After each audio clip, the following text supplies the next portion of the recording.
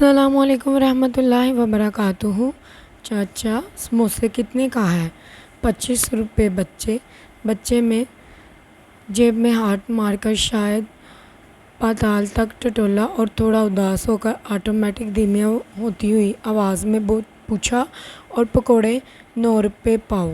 हलवाई ने ताज़ा और खस्ता समोसे पकोड़े कढ़ाई से निकालकर निचोड़े के लिए जालीदार थाल में रखे।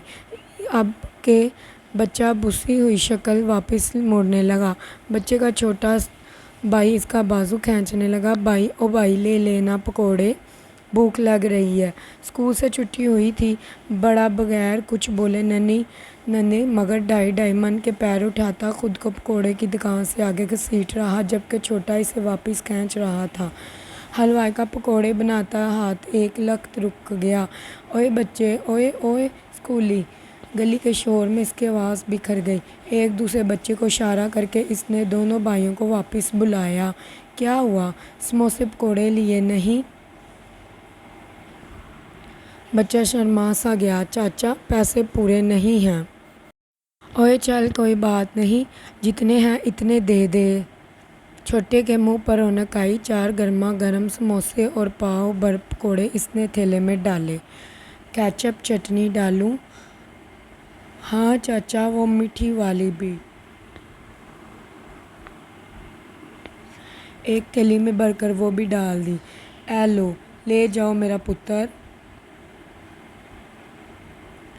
बच्चे ने जेब से 20 रुपये निकाल कर दे दिए। हलवाई ने चुपचाप रख लिए। लोग पूछते हैं, सच्ची खुशी क्या है? दूसरे इसके जवाब में अलिफ लैला ता मैं हूँ मगरूर लैला तक का फ़लसफ़ा बयान करते हैं। मैं कहता हूँ, सच्ची खुशी फ़कत इसी तरह की हुआ करती है जिससे देने वाला, लेने वाले और देखने वाले तक हर शख्स मुस्तफ़ीद हो। सुकून और खुशी हासिल करने के लिए आपका कोई बड़ा आदमी बनना ज़रूरी नहीं।